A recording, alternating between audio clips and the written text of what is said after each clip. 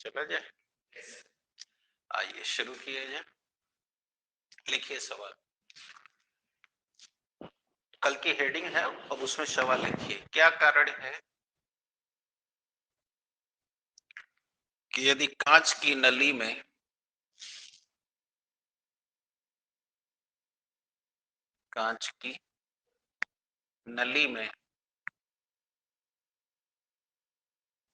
हो गया बेटा, कांच की नली में हो गया, जल भर दिया जाए तो उसका तल अवतल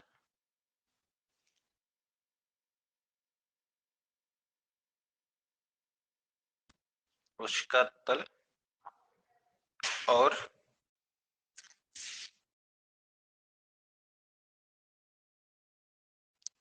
पारा भरा जाए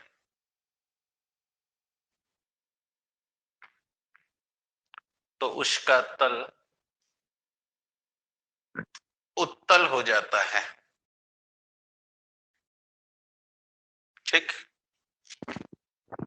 देखिए कैसे क्या है सवाल।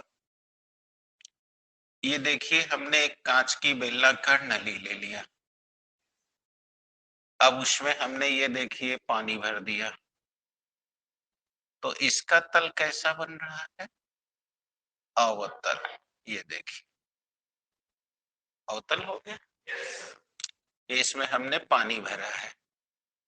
और यहां देखिए ये भी कांच की नली है, और इसमें जब पारा भरे हैं तो ये देखिए इसका तल कैसा है? उत्तल है। अब सवाल यही है कि ऐसा क्यों? तो कल वाला तो आपको याद ही होगा कारण। कल आपने पढ़ा था ना कि पानी कांच की नली को भिगो देता है, क्यों? जबकि पारा नहीं भिगोता, क्यों?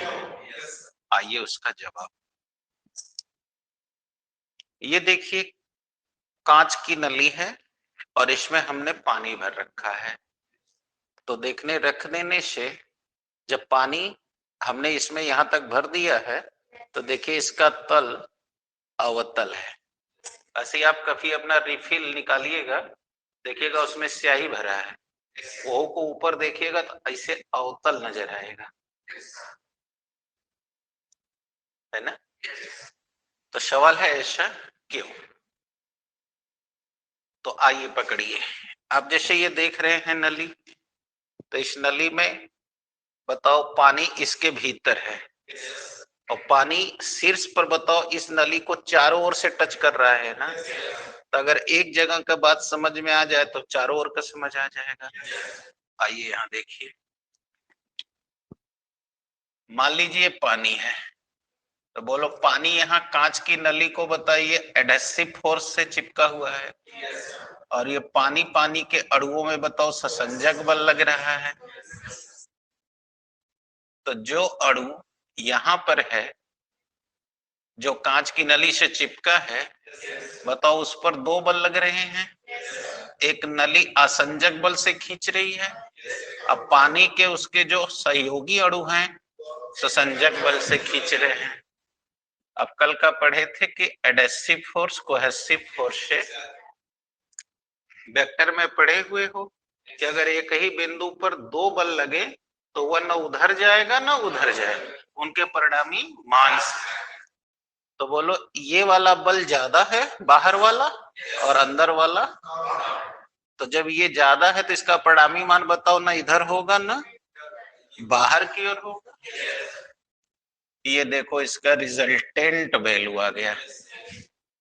तो ये बताओ अणु को बाहर खींच दिया, तो जब बाहर खींच दिया तो सारे अणु बताओ बाहर की ओर चल दिए, तो बीच में बताओ जगह बन गया, धस गया, इसलिए इसका तल अवतल। और अब यहां आ जाओ, बताओ पारा अगर यहां टच कर रहा है तो बोलो पारा और कांच की नली में असंजक बल लग रहा है, अब पारा पारा में ससंजक बल लग रहा है। ये देखो, और तुम कल पढ़े हो कि ससंजक बल पारा में असंजक से ज्यादा है, तो अब ये ज्यादा है तो बोलो इसका परिणामी मान अंदर की ओर हो गया। भाई न तो ये इधर जाएगा न तो इधर जाएगा, परिणामी मान से जाएगा, जैसा वेक्टर में पढ़ाया गया था। तो अब ये ज्यादा है तो परिणामी मान अंदर हो गया। तो किनारे पर जितने पारे के मालिक्यूल है बताओ अंदर धंस गए। तो जब ये अंदर धंसे तो ये तल उठ गया, क्योंकि इधर तो जगह है नहीं, तो ऊपर उठेगा। तो इसलिए तल उठ गया, इसलिए ये उत्तल हो गया। और ये बाहर चल दिया इसलिए धंस गया तल। आ गया समझ में कि दिक्कत है? तो अब दे दो जवाब, बोलो कोई डाउट्स?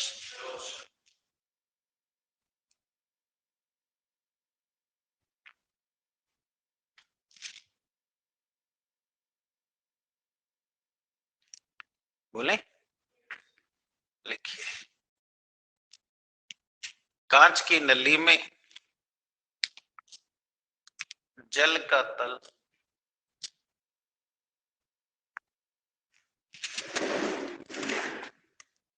अवतल इसलिए हो जाता है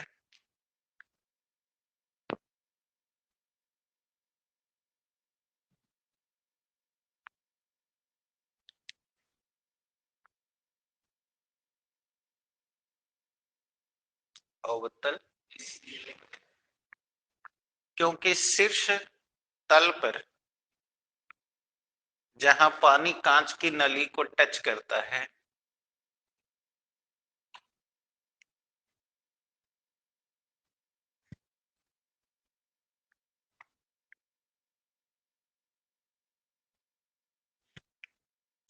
कांच की नली को टच करता है, लिखे, वहां आसंजक बल कांच और जल के अणु में बाहर की ओर लगता है।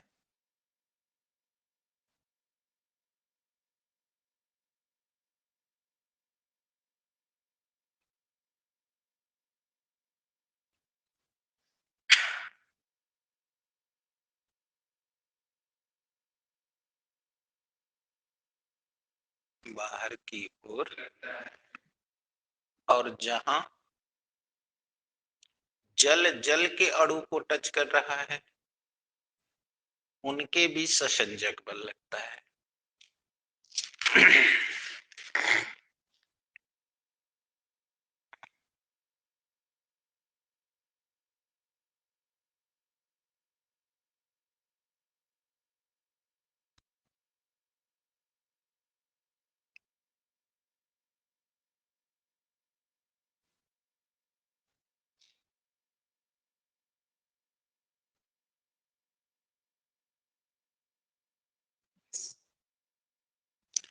चूंकि असंजक बल का मान यहाँ ससंजक बल से ज्यादा है,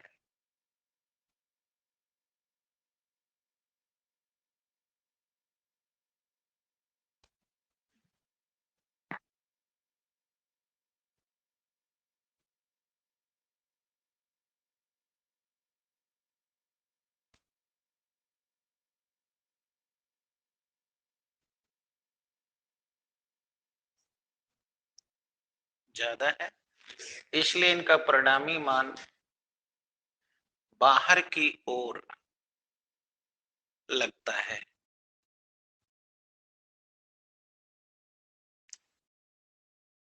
बाहर की, समझ आ रहा है? इसलिए ये अणु बाहर की ओर विस्थापित हो जाते हैं,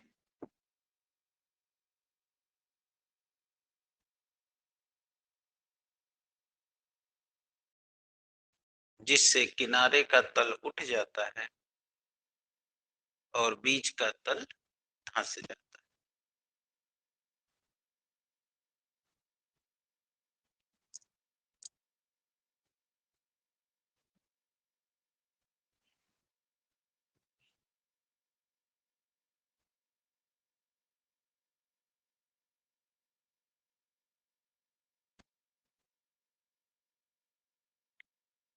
बीच का तल नहीं बेटा, बीच का तल धंस जाता है, ठीक है? इसलिए इसका तल अवतल हो जाता है।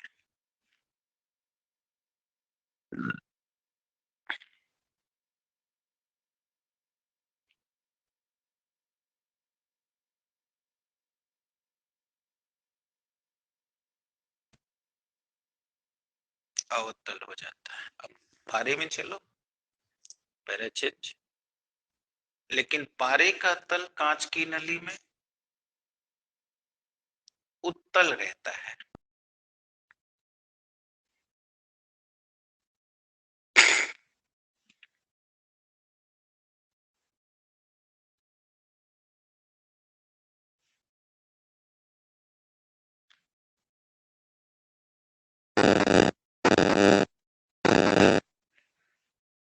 रहता है, लिखे बेटा, उत्तल रहता है।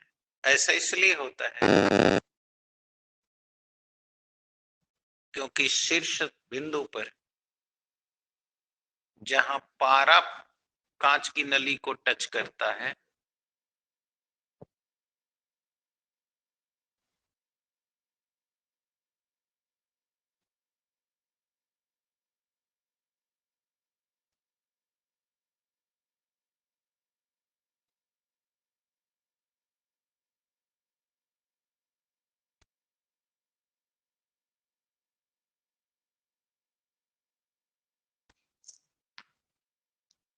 हो गया, टच करता है, सही है ना।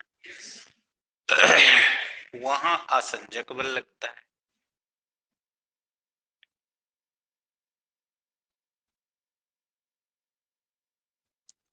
पारा और पारे के अणु के बीच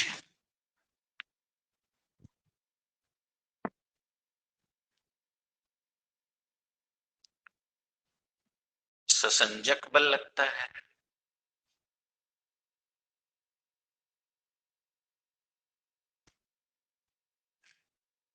हो गया।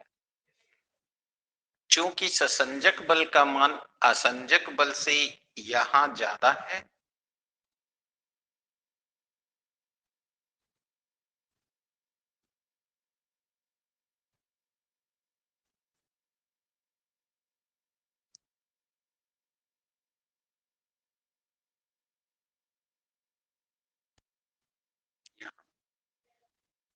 ज्यादा है, देख लो यहाँ ससंजक असंजक से ज्यादा है, इसलिए इनका परिणामी मान अंदर की ओर हो जाता है। चित्र ही नहीं बता रहा है। इसलिए अंदर की ओर हो जाता है, इसलिए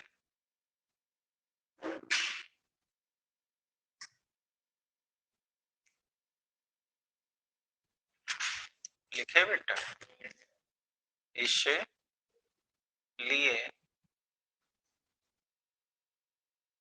किनारे के सारे पारे के अणु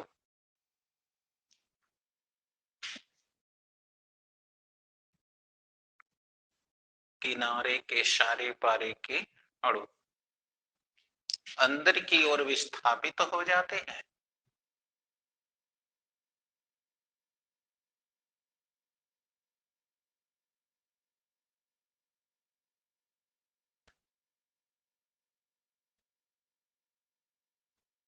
अंदर की ओर, जिससे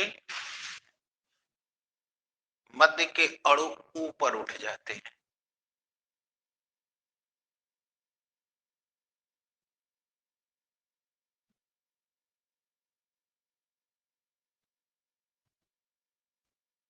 ऊपर, इसीलिए इनका तल उत्तल हो जाता है।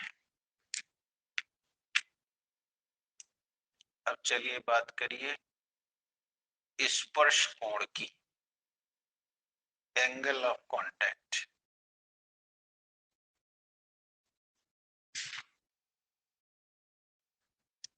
स्पर्श कोण,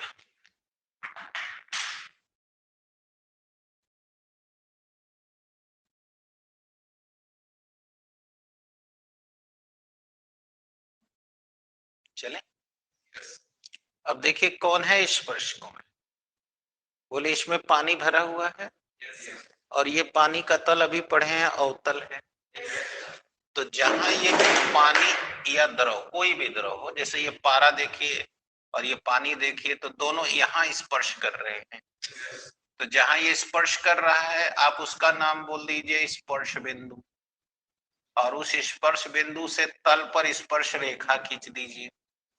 ये देखिए खींच दिया। तो इस स्पर्श रेखा और नली के बीच में बोलिए यहाँ कोई कोण अंतरित हुआ, इसी कोण का नाम है। अब यहाँ आइए, बोलिए पारा यहाँ टच कर रहा है, तो ये बोलिए स्पर्श बिंदु हो गया, और इसका तल उठा है, तो इसके तल पर स्पर्श रेखा खींच दीजिए। और आपने कहा था उसके नली और इसके स्पर्श रेखा के बीच जो कोण अंतरित होगा उसे हम कहेंगे स्पर्श कोण। तो ये बोलिए और ये बोलिए क्या हो गया, स्पर्श कोण हो गया। समझ आया? अब इसको देख के परिभाषा बोलिए। किसी भी नली में अगर कोई भी द्रव भरा है तो जहां वह उच्च बिंदु पर स्पर्श करती है उस स्पर्श बिंदु से इसके तल पर स्पर्श रेखा खींच दी जाए। देखिए इसका तल अवतल था, यहाँ खींच दिए, यह उत्तल था, यहाँ खींच दिए। तो अगर स्पर्श रेखा खींच दी जाए तो स्पर्श रेखा और नली के बीच, स्पर्श रेखा और नली के जो कोण अंतरित होता है वही उस द्रव का स्पर्श कोण कहलाता है। समझ आ गया कि भी नहीं आ गया? तो लिख दीजिए, किसी भी नली में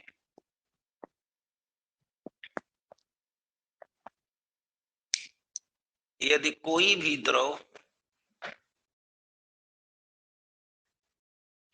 रख दिया जाए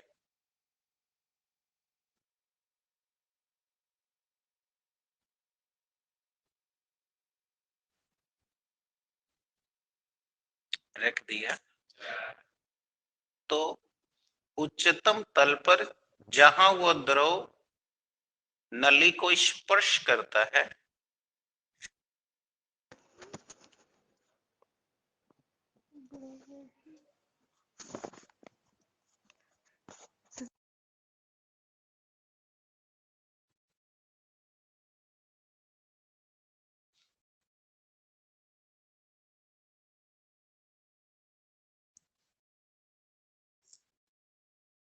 नली को स्पर्श करता है, हो गया। उस स्पर्श बिंदु से द्रव के तल पर स्पर्श रेखा खींची जाए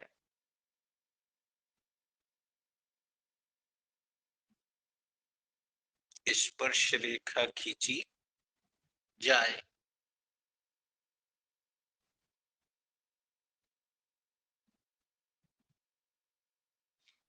खींची जाए, हो गया। तो कांच की नली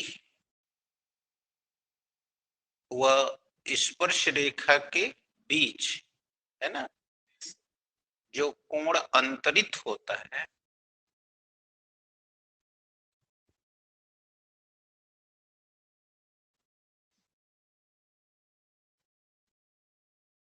के बीच जो कोण अंतरित होता है उसे हम स्पर्श कोण कहते हैं।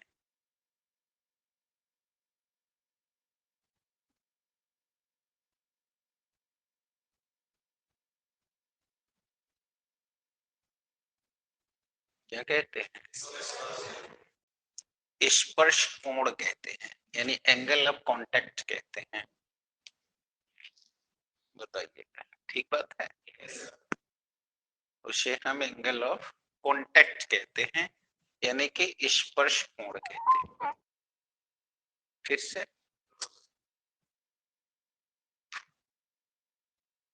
आगे बात है। चलिए, तो वो बेटा हो गई एंगल ऑफ कांटेक्ट, यानी कि स्पर्श कोण।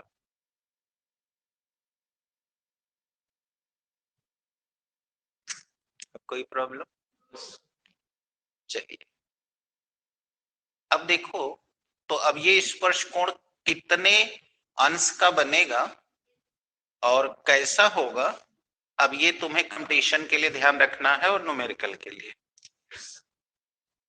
आओ देखो, ध्यान से देखना। तुम लोग कक्षा 9-10 में एक प्रमेय पढ़े थे, बोलो कांच की नली बेलनाकार होती है और बेलन का आधार वृत्ताकार होता है। ये प्रमेय बता रहा हूं, अभी मैं वहां नहीं जा रहा हूं, क्योंकि तुम में से बहुत से लोग हैं जिनको 9-10 याद नहीं रहता, तो उनके भी समझ में आए इसलिए ये बता रहा हूं। और जो पढ़ते हैं या जिनको सब तैयार है उनके लिए तो खिलवाड़ हो गया, तो इसलिए हम दोनों को पढ़ाना है, अतः दोनों के लिए करते हैं बात।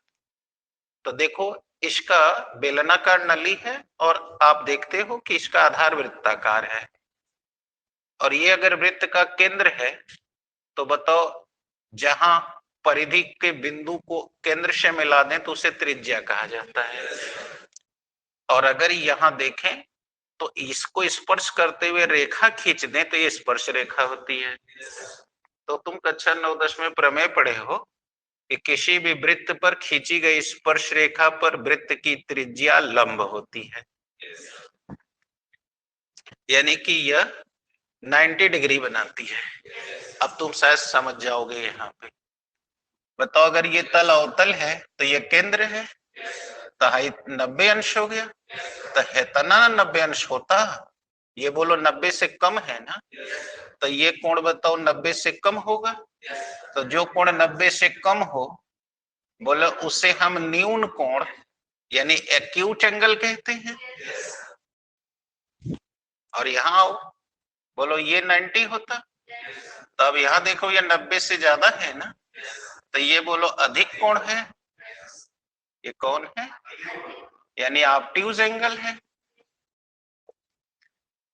ऑब्ट्यूज एंगल है, हिंदी इंग्लिश दोनों बता रहा हूं। तो अगर दोनों को देखो तो तुम्हारा जो पानी है वह यहाँ जो कांटेक्ट एंगल फॉर्म कर रहा है वो 90 अंश से कम फॉर्म कर रहा है, यानी न्यून कोण बना रहा है। और जो पारा है देखो वो 90 अंश से ज्यादा बना रहा है, यानी अधिक कोण बना रहा है। अतः तुम्हारे पास अब ये थ्योरी हो गई कि किसी भी नली में अगर पानी भरा है तो पानी का स्पर्श कोण न्यून कोण होता है, यानी 90 से कम होता है, और अगर उसमें पारा भरा है तो उसका स्पर्श कोण 90 अंश से ज्यादा होता है, यानी अधिक कोण होता है।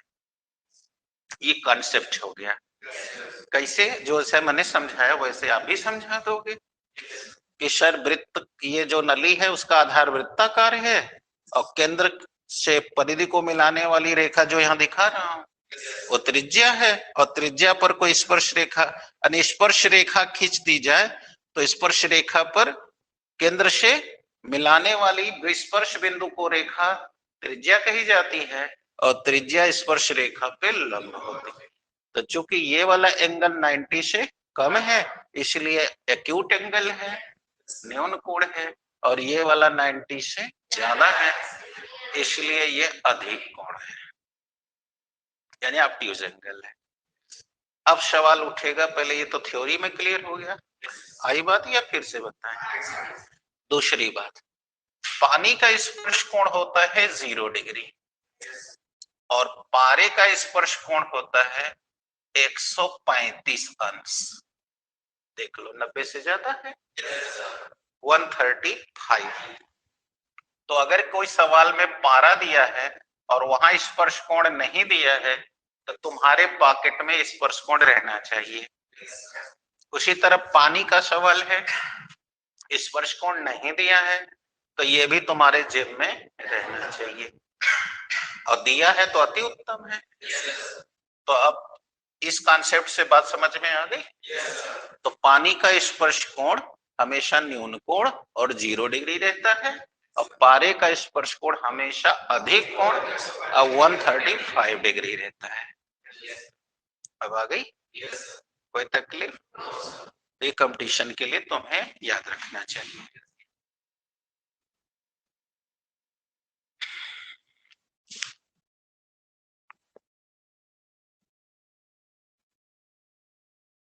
अब कोई समस्या? चलिए,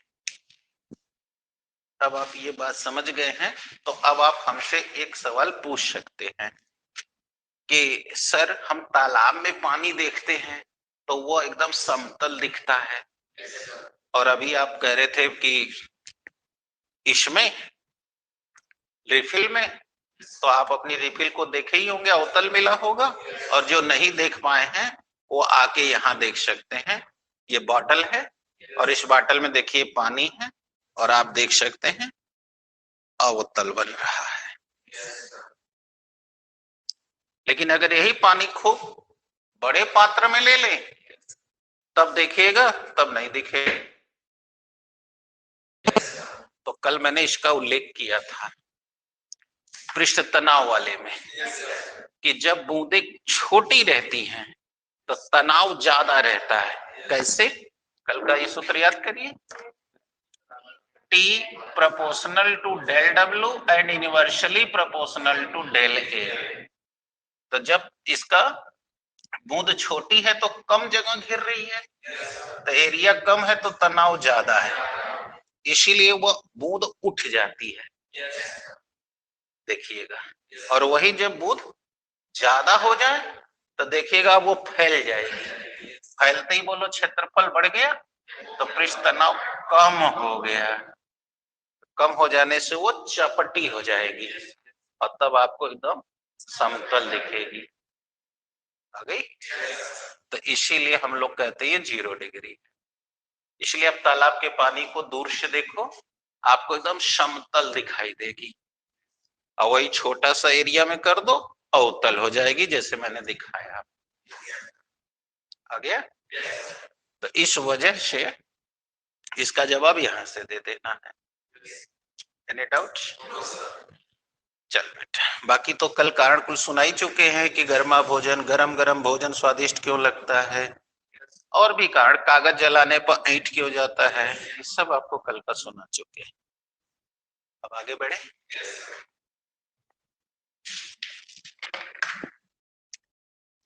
आइए,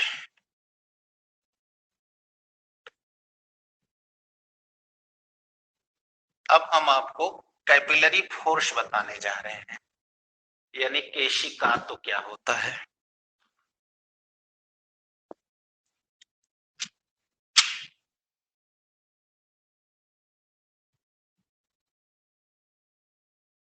कैपिलरी फोर्स,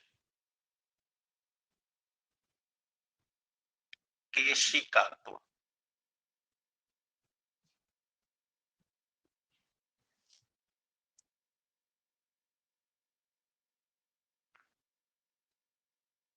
चले, केशिका तो बोलिए, कोई डाउट?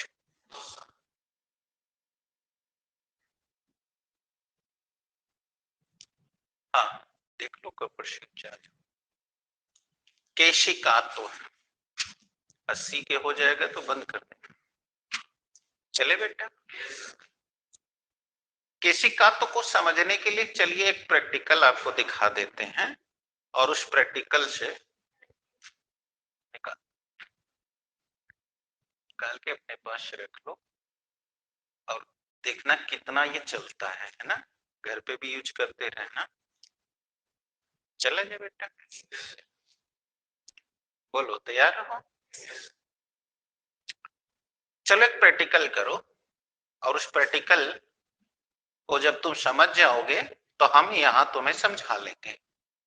तुम्हारे पास अगर रुमाल है, चाहिए तुम्हारा पैंट जो पहने हो, अब कहीं ऐसी जगह खड़े हो जाओ कि पानी हो और पैंट का निचला सिरा पानी के टच में आ जाए। बोलो कोई घटना देखे हो? तो देखना पानी अपने आप तुम्हारे पैंट पर कुछ ऊंचाई तक ऊपर चढ़ जाएगा। कभी ऐसा देखा या नहीं देखा? नहीं देखा? चलो दूसरा एक्सपेरिमेंट ले लो, ये जाड़ा वाला नहान। तुम्हें अभी स्कूल आना है, ठंडा लग रहा है, मन नहीं कर रहा है, तनी से पानी लेकर बाल में लगा दो अब देखना वो पूरा पानी बाल भर फैल जाएगा और फिर कंघी लेके झाड़ दो, एकदम लगेगा एकदम तुम नहाई के आ ही रहे हो। इस थ्योरी का भी इस्तेमाल आजकल कर रहे होगे, तो जान जाओ ऐसा कैसे हो जा रहा है। तीसरा देखना, मकान बनेगी तो लोग प्लास्टर कराने के बाद नीचे जमीन के आधार से 3 फुट ऊपर तक दोगा चढ़वा देते हैं। चलो चौथा सवाल लेते हैं। मट्टी का घर हो तो मिट्टी की दीवार नीचे चौड़ी रहती है और पानी बरस जाए तो देखना नीचे से 2-3 फीट ऊपर तक पूरी दीवार ये गीली गीली हो जाती है, नमी पकड़ लेगी। प्लास्टर हो ऊपर सलवार लग गई हो काई, तो देखना पानी रुकेगा और वो ऊपर से 2-3 फीट नीचे तक पूरी दीवार गीली हो जाएगी। आखिर रहस्य क्या है? चलो एक उदाहरण और नजदीक का दे देते हैं। तुम्हारी हाथों में देखना सब रेखाएं हैं। अब कल जब तुम गलती से नहा लेना या फिर नहीं मन होगा नहाने का तो इसमें तेल डालना, तो देखना तेल यहां गिराओगे और वो तेल अपने से कुल इधर उधर सब फैल जाएगा। या घर पे मिट्टी का तेल देखना, यहाँ डालना या डिबरी में डाल रहे हो लालटेन में, तरी से चू जाए तो देखना ये अपने से कुल हाई कुल फैल जाएगा। कहे भाई हम तो यहाँ गिराए थे, यहाँ कुल कैसे फैल गया? ये जो घटना सुना रहा हूं या बता रहा हूं, इस घटना का नाम है कैपिलरी फोर्स। कैसे ये घट रही है घटना अभी बताता हूं, पहले ये है क्या समझ आ गई। इसी थ्योरी के ही कारण तुम जमीन में बोरिंग करते हो तो तुम उसमें पाइप डाल देते हो, अपने आप पाइप कुछ ऊंचाई तक आ जाता है।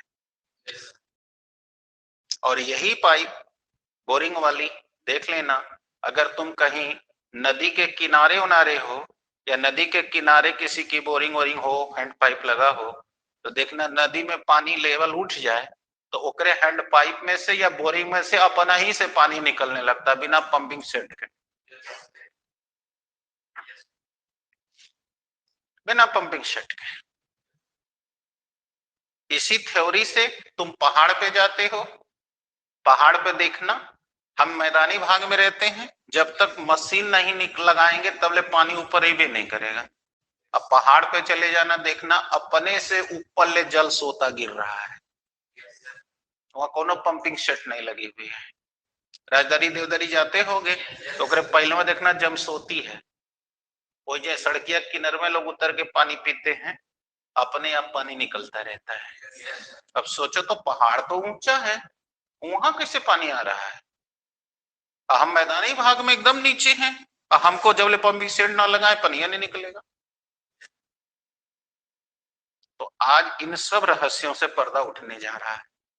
और एक सवाल और इसमें जोड़ दें, कभी कभी अखबार में तुम्हें घटना सुनाई देती है कि फलनवा जगह हनुमान जी दूध पी रहे हैं, तो फलनवा जगह शंकर जी दूध पी रहे हैं, तो फला जगह हनुमान जी रो रहे हैं। इस सब घटना सुनने को मिलती है। अब हम हिंदू हैं, हम लोग में जो लोग पढ़े लिखे नहीं है, आस्थावान है, वो लोग की आस्था जग जाती है। बस वही देखना अखंड हर कीर्तन चालू और फिर पूजा पाठ होगा, हनुमान जी का रोना भी बंद हो जाएगा।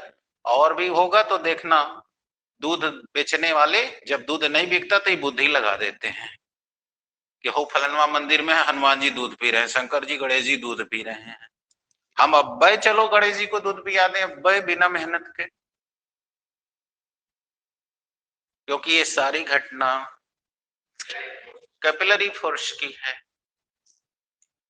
अब हम इसको समझा दे तो तुम भी समझ जाओगे कि कैसे गणेश जी दूध पी रहे हैं या हनुमान जी रो रहे हैं। ये सारी घटनाएं कैपिलरी फोर्स की हैं, न तो हनुमान जी रो रहे हैं न दूध पी रहे हैं। अभी तुमने तेल यहाँ गिराया था, ऊपर फैल गया, तो हम वो कह दें तुम्हारे हथवा में पंपिंग सेट लगा हुआ है, तुम्हारा हथवा दूध पी रहा है, हम वो कह दें। यही घटना वहां हो रही है, और क्या हो रही है भाई। लेकिन हम आस्थावान हैं, इसलिए हमको लग रहा है वो हनुमान जी या मंदिर में भगवान बैठे हैं, वो कुछ भी कर सकते हैं। तो इस सोच से हम कह देते हैं कि वो दूध पी रहे हैं। और आपको तो पक्का पता है ना कि जिस दिन मंदिरों में भगवान जी लोग चढ़ाया हुआ प्रसाद खाना शुरू कर दें और चढ़ाया हुआ फल वो खुदे खाने लगे, वो दिन कुल मंदिर में, भारतवर्ष के कुल मंदिर में ताला लग जाएगा और कुल पंडित पुरोहित भाग जाएंगे मंदिर छोड़ के, क्योंकि उनको पक्का पता हो जाएगा जवन चढ़ेगा कुल हनुमान जी भगवान जी खा जाएंगे, ले लेंगे।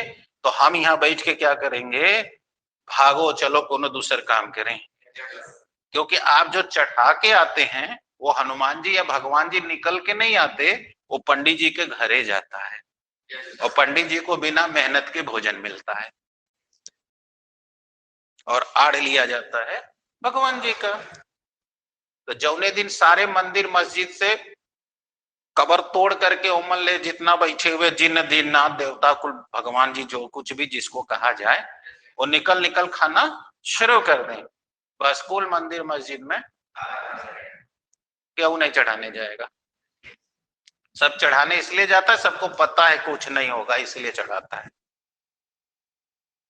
अब समझ आ गया, क्लियर हो गया। अब सवाल ये है क्या, कैसे हो रहा है, तो पहले इस घटना को यहां देख लो। देखो ये देखो पात्र है, अब इस पात्र को समझना अच्छे से, और बोरिंग वोरिंग से पानी कैसे, सब इसी में सब निकल जाएगा, बस खाली इत्मीनान से समझो। देखो ये हमने एक पात्र लेके इस पात्र में यहां तक पानी भर दिया, ध्यान देना। अभी अभी बताओ क्या भर दिया है, पानी।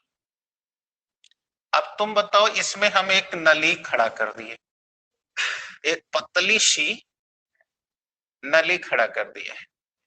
अब तुम उम्मीद क्या करते हो, यही ना कि ये पानी इतना तक चढ़ेगा, यही ना। लेकिन तुम ऐसा करके देखना, ये पानी इतना ना चढ़ के इस लेवल से भी ऊपर चढ़ जाएगा। अभी देखे नहीं पेंट में, नहीं देखे कि पेंट नीचे पानी को टच किया था और ऊपर चढ़ गया, क्यों? क्योंकि कपड़े के रेशे से बना था। वो रेशा बताओ ऐसे जाके नली बन गई और फिर ऐसे ऐसे लगा था, तो पानी ऊपर भी जा रहा है इधर भी चढ़ रहा है, देखना वो चारों ओर फैल जाए। अंडरस्टूड। अब बताओ ये पानी इतना लेवल तक ना होके इतना ऊपर चढ़ गया है। अब चलो एक और नली लेते हैं, इस नली में पारा भर दो, अभी पानी भरे थे, अब क्या भर दो, और अब इसमें भी इस केश नली को खड़ा कर दो, तो देखना अब इसमें पारा इतना लेवल तक न चढ़ के इस लेवल से भी नीचे तक ही रहेगा। यानी यहां देखे पारे का तल गिर गया, यहां इसी घटना का नाम है, अभी बताएंगे ऐसा हुआ क्यों, लेकिन अभी घटना क्या थी वो समझ लो। तो जब किसी केश नली को किसी द्रव में ऊर्ध्वतः खड़ा कर देते हैं, तो उस केश नली में द्रव का तल या तो उसके तल से ऊपर चढ़ जाता है या उसके तल से नीचे गिर जाता है। इसी घटी घटना को कैपिलरी फोर्स कहते हैं। आगे समझ में क्या भी नहीं आया? इसका मतलब वो दूध का पीना, पैंट में पानी का चढ़ जाना, हाथ में तेल का फैल जाना, ये सब कौन सी घटना है? Capillary force. बात समझ में आ गया? यानी एक लाइन का जवाब, ये कैपिलरी फोर्स की वजह से हो रहा है। अब बोलो वो पत्थर जिससे मूर्ति बनाई गई थी वो देखना पत्थर में बालू के छोटे छोटे छोटे छोटे कण होंगे और देखना वो एक के ऊपर एक नली बन जाते हैं। तो अब उसी से चढ़ गया, वहां दूध गिरा है, उस नली में केशिकातों के कारण चढ़ने लगा। तो जब वो खींचने लगा तो तुम कह रहे हो हनुमान जी दूध पी रहे हैं, या जिसकी मूर्ति है कह रहे हो दूध पी रहे हैं। नहीं समझ आई? अब पहाड़ों पर जितने मंदिर हैं बताओ, वहां जो पेड़ पौधे उगे हैं वो विशाल विशाल हैं, उनकी जड़ें बताओ फैलती हुई आती है ना। कभी पहाड़ पे जाना, देखना पहाड़ ऊपर होगा, उसकी जड़ देखना नीचे तक आई होगी, और वैसे देखना पानी चू रहा होगा। जैसे तुम अपने केला देखती हो ना, कटता है तो कैसा मर चूता रहता है लप लप। और हम कई बार इन लोग को कहे कि प्यास लगी तो केले के जो तने हैं उसमें थोड़ा छेद बनाओ, उसमें पाइप घुसेर के लगाओ गिलास, बाहर हरा हरा पानी आएगा, पियो। इतना स्वच्छ, इतना स्वादिष्ट पानी कि आरओ का पानी भूल जाओगे। अंडरस्टूड? बात समझ में आ रही है? यानी वो कैसे जा रहा है, केशिकातों से जा रहा है। अभी आगे के चैप्टर में फिजियोलॉजी पढ़ाएंगे तो इसको डिटेल करेंगे, फिलहाल फिजिक्स में। अंडरस्टूड? अब सवाल उठेगा ना कि आखिर ऐसा हो क्यों रहा है, हेतना ऊपर चढ़ के क्यों गिर जा रहा है, रुक जा रहा है, या हेतना नीचे गिर के क्यों रुक जा रहा है, पूरा कहने खाली हो जा रहा है। राइट है? तो तुम ले लो एक ठे पाइप, वो पाइप के दो मुंह होंगे, दोनों मुंह को बराबर कर लो, उसमें पानी भर दो, तो देखना दोनों में अगर एक ऊंचाई पे रखोगे तो पानी का लेवल इक्वल रहेगा। देखना इसी थ्योरी से मकान बनाते समय मिस्त्री देखना पाइप बांधता है, लेंटर ढालता है, देखना वाटर पाइप से, पाइप लेवल से वो नापता है। लेकिन अब एक ठे पाइप को मुंह में डाल लो, अब मुंह से फूको, तो बोलो जिधर से फूक रहे होगे उधर का पानी गिरेगा नीचे, ए वाले में ऊपर चढ़ेगा। इसका मतलब ये चढ़ना है या उतरना है, वो दाब का खेल है। इसका खेल है। अब आओ दाब देखो, बोलो इस लेवल पे वायुमंडलीय दाब लग रहा है, लग रहा है, अब प्लस यहाँ जल का दाब, तो यहाँ से वायुमंडलीय दाब, हाई वाला बताओ जल का दाब। अतः इस तल पर दोनों वेक्टर एक ही दिशा में, अतः यहाँ पर जो दाब लग गया वो वायुमंडलीय प्लस जल दाब दोनों लग गया। और हाई देखो, नली देख रहे हो, इसके तुलना में इसका एरिया कम है कि नहीं? अब इसके अंदर का जो दाब है वह इसकी तुलना में कम है, तो इधर बाहरी दाब ज्यादा है, अंदर दाब कम है।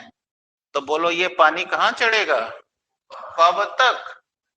जब तक दोनों का दाब समान। अब समझ आ गया? ये खेला खेला जा रहा है, अभी नहीं समझ आया?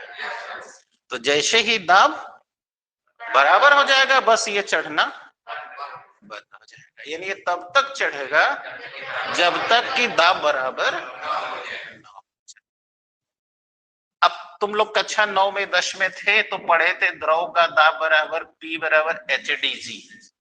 अब पढ़े होंगे कि दाब घनत्व के समानुपाती। तुम जानते हो पानी का घनत्व 1 ग्राम पर सीसी या 1 × 10⁻³ किलोग्राम प्रति घन मीटर। फंडामेंटल में ही बता के बोले थे, आज से याद रखना, आगे जरूरत पड़ेगी। तो जो पढ़ते हैं वो याद कर लिए होंगे, जो नहीं पढ़ते उनको कोई फर्क नहीं पड़ता। पारा है तो बोलो पारे का घनत्व 13.6 ग्राम पर सीसी, और एमकेएस में कन्वर्ट करो तो 13.6 × 10⁻³ किलोग्राम प्रति घन मीटर। आज भी बता रहा हूं, ये न्यूमेरिकल में को का दिया नहीं रहेगा, ये कुल तुमको याद रहना चाहिए। अब पकड़ लो, पहले यहाँ देखो, पानी के घनत्व से पारे का घनत्व ठीक 13.6 गुना ज्यादा है।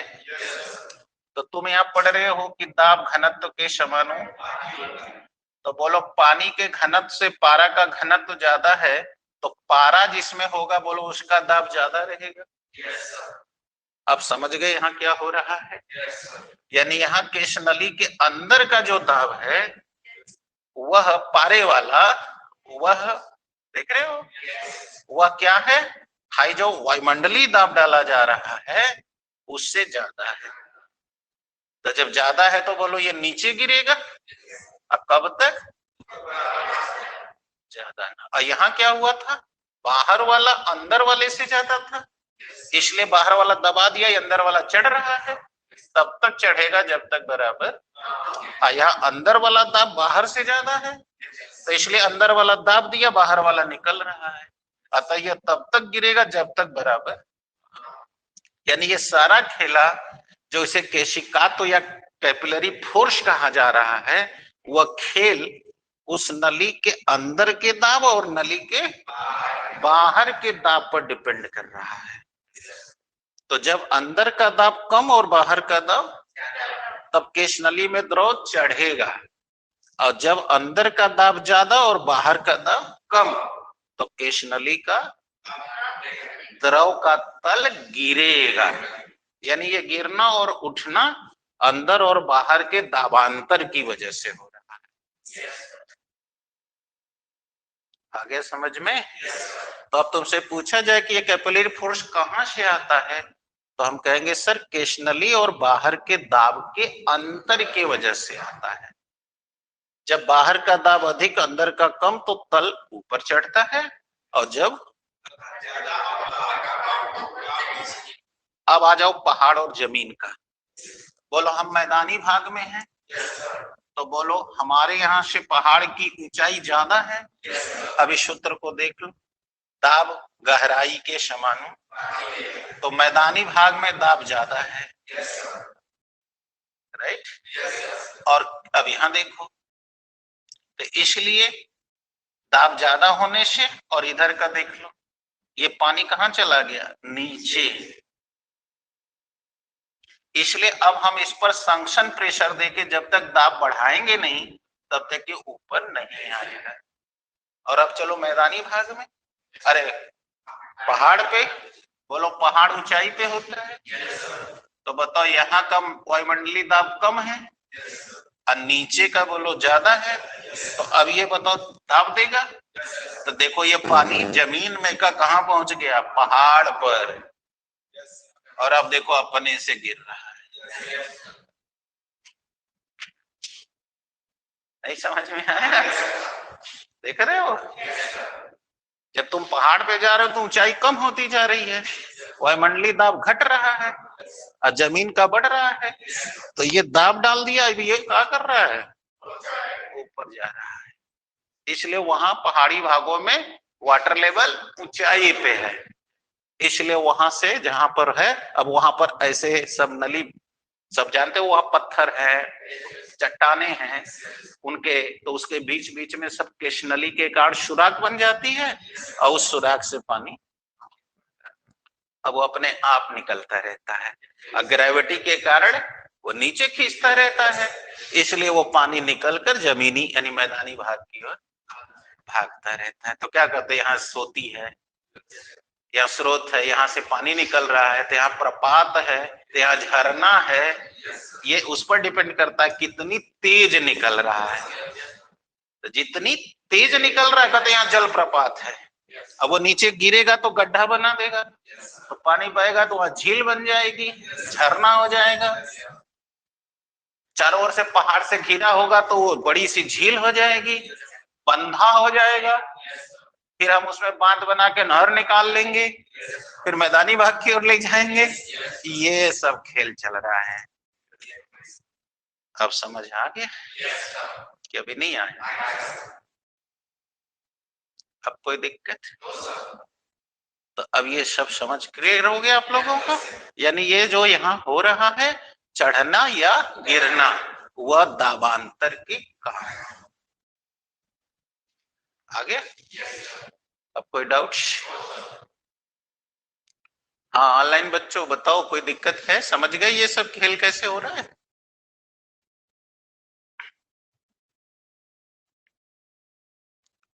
चैट में बताओ। अब बोलिए कोई दिक्कत? तो चलिए भाई, इन लोग को भी कोई दिक्कत नहीं। तो आज से तो ये पहले तुम समझते थे कुल दैवी चमत्कार हो रहा है, ये कुल चमत्कार नहीं है, ये साइंस का खेल चल रहा है। अब समझ गए ना? तो इसका कारण क्लियर हो गया। अब अगले दिन के डेरिवेशन में बताएंगे कि यह दाबांतर कितना होता है और कब तक चढ़ेगा। बस इसी को बता देंगे, चैप्टर ओवर हो जाएगा। अब आज समय नहीं रह गया है, इसलिए अगले दिन इसको बताएंगे। ठीक है, तो कल ये खत्म हो जाएगा और द्रवों का प्रवाह भी शुरू हो जाएगा। तो कल केमिस्ट्री का टर्न है, लेकिन हम चाह रहे हैं पहले फिजिक्स खत्म हो जाए। तो कल हम इसी को करके डेरिवेशन करके अगले चैप्टर में चले जाएंगे। ओके बेटा ऑनलाइन बच्चों, कल फिर दर्शन देना आप लोग 2 बजे। टिल देन अपना ध्यान रखिए, खूब चाप के खाइए, चाप के सूतिए, घरे पड़े रहिए।